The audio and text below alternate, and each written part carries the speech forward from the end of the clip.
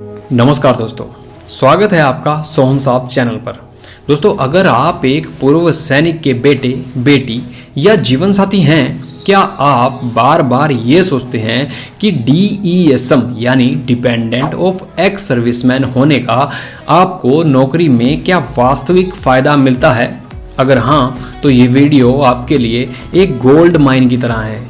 दोस्तों, बहुत से लोग DESM के लाभ, खासकर 2026 तक की नवीनतम भर्ती जानकारी, रिजर्वेशन एंड एज रिलैक्सेशन को लेकर बहुत दुविधा में हैं।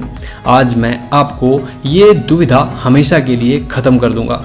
इस वीडियो में हम DESM की परिभाषा से लेकर नौकरी में आरक्षण का प्रतिशत और सबसे जरूरी आवश्यक दस्तावेजों की पूरी लिस्ट पर बात करेंगे। इसलिए आप इस वीडियो को पूरा देखें ताकि आप कोई भी इम्पोर्टेंट जानकारी को मिस ना कर दो।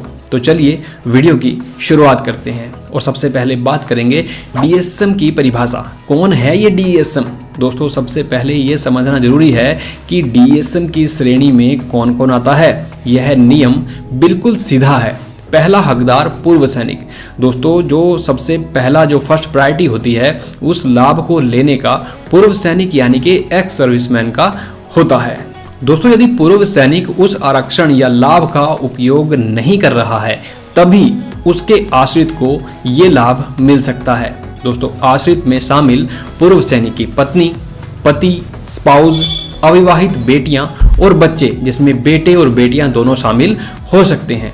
हमेशा याद रखिए, यह लाभ पूरे परिवार में केवल एक बार ही लिया जा सकता है, या तो ESM द्वारा या फिर उसके किसी एक आश्रित के द्वारा। दोस्तों, अगर आप इन शर्तों को पूरा करते हैं तो आप कानूनी रूप से DESM हैं और आगे बताए गए सभी लाभों के लिए हकदार भी हैं। तो दोस्तों, अब हम बात करेंगे सबसे बड़े लाभ की, जो है नौकरी में आरक्षण। दोस्तों, केंद्र सरकार की नौकरियों के लिए DESM को ग्रुप C और ग्रुप D या इसके इक्विवेलेंट पदों पर आरक्षण दिया जाता है। एक सामान्य नियम है, केंद्रीय नौकरियों में भूतपूर्व सैनिकों और उनके जो डिपेंडेंट्स हैं उनके लिए 10% आरक्षण का प्रावधान है। दोस्तों, ये सबसे इंपॉर्टेंट बात है कि जो ये आरक्षण मिलता है ये हॉरिजॉन्टल होता है, जिसका मतलब होता है कि ये आपकी जो ओरिजिनल कैटेगरी है, जैसे जनरल, OBC, SC, ST, उसके अंदर ही ये लागू होता है। दोस्तों, ताजा अपडेट 2026 के संदर्भ में सरकारी नियमों के अनुसार हर भर्ती में ये सुनिश्चित किया जाता है कि पूर्व सैनिकों और उनके आश्रितों के लिए आरक्षित सीटें खाली न जाएं। अगर ESM उम्मीदवार उपलब्ध नहीं है तो ये सीटें DESM को दे दी जाती हैं। लेकिन ये बात इतनी सिंपल नहीं है। यहाँ पर एक चेतावनी है, जो अलग अलग राज्य होते हैं तो दोस्तों इनके अलग अलग राज्य सरकारों के नियम अलग अलग हो सकते हैं। कुछ नियमों में ये लाभ केवल पूर्व सैनिकों को मिलता है, जबकि कुछ राज्यों में DESM को भी दिया जाता है। इसलिए जब भी आप किसी राज्य स्तरीय भर्ती के लिए आवेदन करने वाले हों तो उस राज्य के DESM या वार्ड ऑफ ESM नियम को ध्यान से पढ़ लीजिएगा। दोस्तों, DESM को मिलने वाली सामान्य आयु छूट का नियम इस प्रकार है।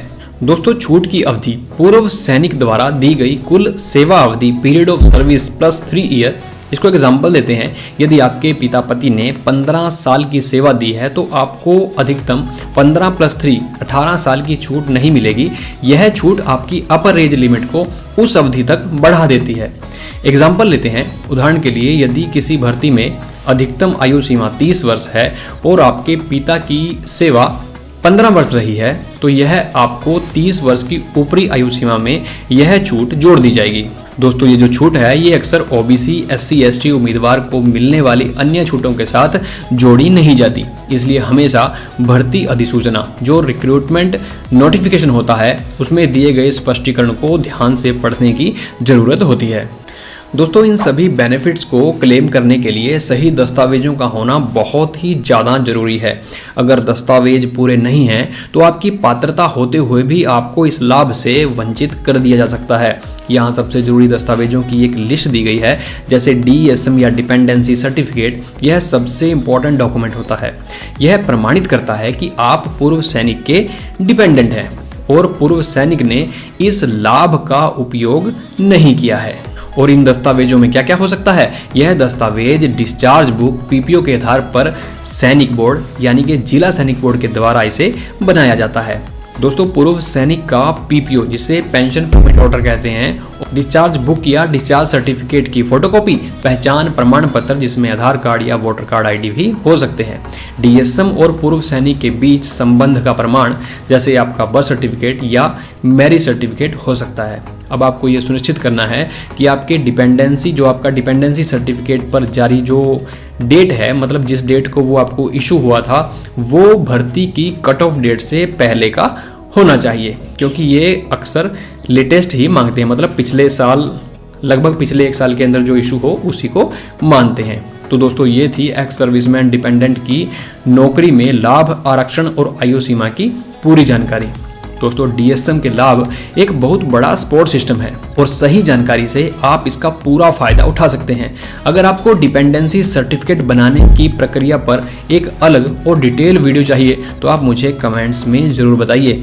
दोस्तों, इस वीडियो को अपने उन दोस्तों के साथ या परिवार के सदस्यों के साथ शेयर जरूर करिए जिनको इसकी सबसे ज़्यादा ज़रूरत है। दोस्तों, चैनल को सब्सक्राइब करना और बेल आइकन को दबाना बिल्कुल भी मत भूलें ताकि कोई भी ईएसएम अपडेट आपसे मिस ना हो। मिलते हैं अगले वीडियो में। जय हिंद।